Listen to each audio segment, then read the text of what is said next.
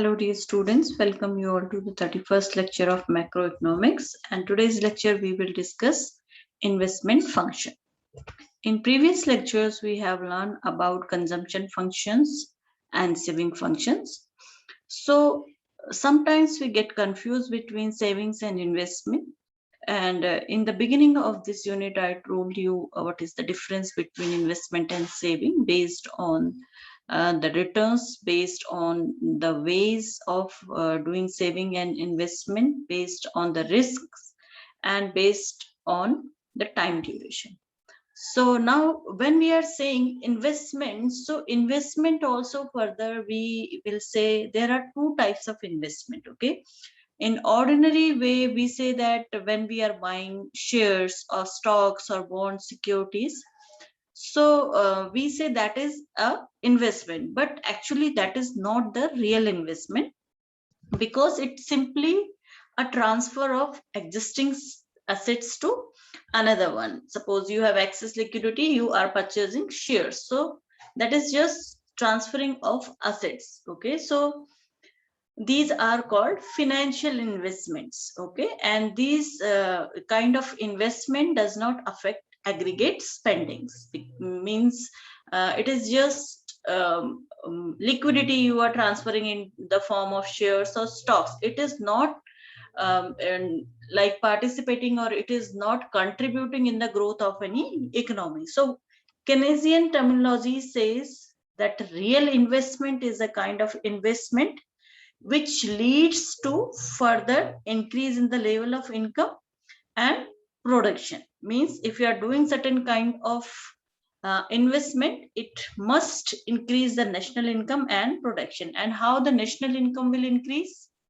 When the production will increase. Okay, when GDP will improve, that time we will say those are the real investments. Like suppose industry is there which is starting a new plant and equipment. Okay, or government is constructing public works, like they are making dams, roads, buildings. So for those building up all those infrastructure projects, it will boost to further other economics, like dams or roads are or buildings are constructing. Then what will happen? There will be supply of cement, steel industry will get a boost, laborers will get the jobs. Okay, and they will get paid for that, and automatically the money will start circulating in the economy. Okay, and net foreign investments, inventories and stocks of share of new companies. So if investment is happening in these areas, we will say this is a real investment. So now I hope you are clear about what is real investment and what is financial investment. So now like we have discussed in consumption function and saving function, and we gave one formula or one functional equation we have given. So here also we are saying that investment is a function of y. Okay, so we can write it, I is reflecting investment and y is the national income. So we can say that I equals to f function of y. So we can write this equation in general form, I equals to I0 plus ey. Similarly, in consumption function also we have learned c equals to function of y, and then we write c equals to c0 plus ey. Okay, now here you see that what is this I0 and what is this ey. So this I0 is called autonomous investment, and this EY is called induced investment. So suppose when we are discussing autonomous investment, so it is very true that even when your economic growth is very low, okay, or a country is there which is not have any national income, so that time also government need to invest in some projects. What kind of projects? Like inventory replacements would be there. Okay, government investment in infrastructure projects such as roads, highways, schools and other investments, and their maintenance is required. Okay, so those kind of investments will be called autonomous investment. And autonomous investment is an investment in a country that is made without regard to the level of economic growth. So we are not considering, we are not saying that when our economy will grow, then only we will invest. A basic level of investment is required in each and every economy. Inventory replenishment means if you have certain inventories, like government have certain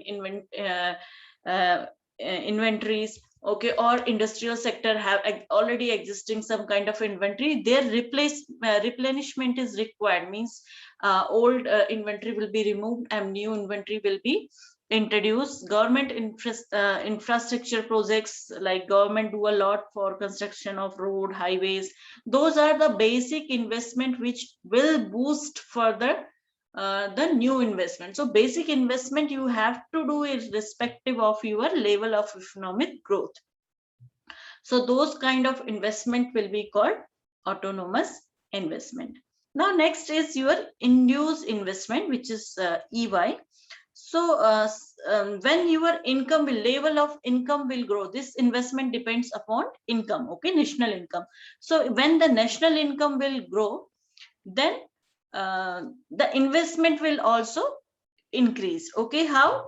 Investment is dependent on the level of income or on the rate of interest is called induced investment. Investment that would respond to change in national income or in the rate of interest is called induced investment. So as the national income will grow, that investment will also increase by that. Okay, like the industries are there, they will start new production unit. If economy is growing, optimism is there, the companies will think that okay, our products will be sell out in the market. There is a aggregate demand is very high, people have purchasing power, everyone is getting job. So what will happen? The positivity will be there, the optimism will be there. That time industries will come forward and they will start expanding their businesses. And interest rates, like banks will give the easy that loans to customers. Like when we was discussing business life cycle, that time we have seen that what happens in boom situation or recovery situation. So that time banks are very like easy to give the loans. Okay, interest rates are also favorable and there is a environment of optimism. So when optimism environment is there, because the economy is growing, so people will come forward and they will invest. Okay, sometimes private sectors also invest in development projects, they help government. Okay, they buy government bonds, they start some private companies also start their own infrastructure projects, like private ports are there. Okay, and like highways are there in which private companies also participate. Okay, so that is called induced investment, which is associated with level of income.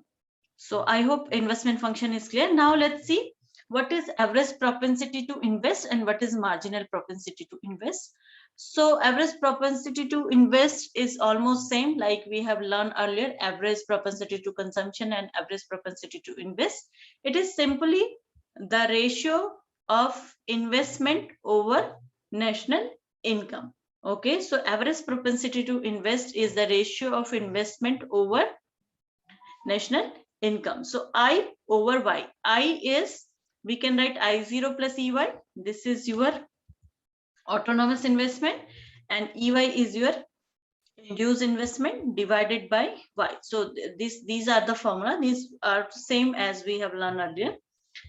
So next is marginal propensity to investment. Okay, so marginal propensity to investment is the change in investment with respect to change in your national income.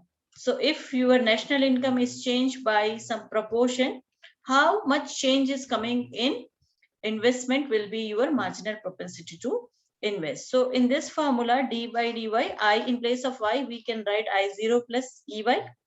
Okay, and if it will differentiate, let me do it for you people. Yeah. So if when you will open this equation, it will be equals to d over dy, d over dy, and it will be I0 plus d over dy,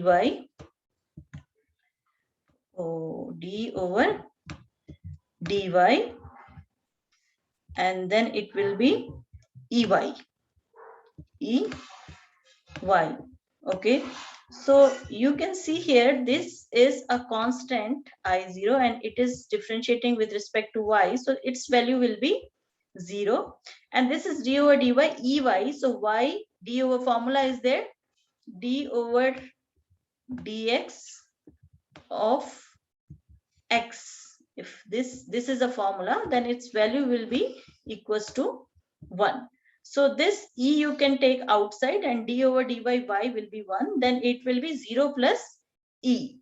So it will be ultimately plus e. It means the slope of investment function is greater than 0. It means it is a positive slope line.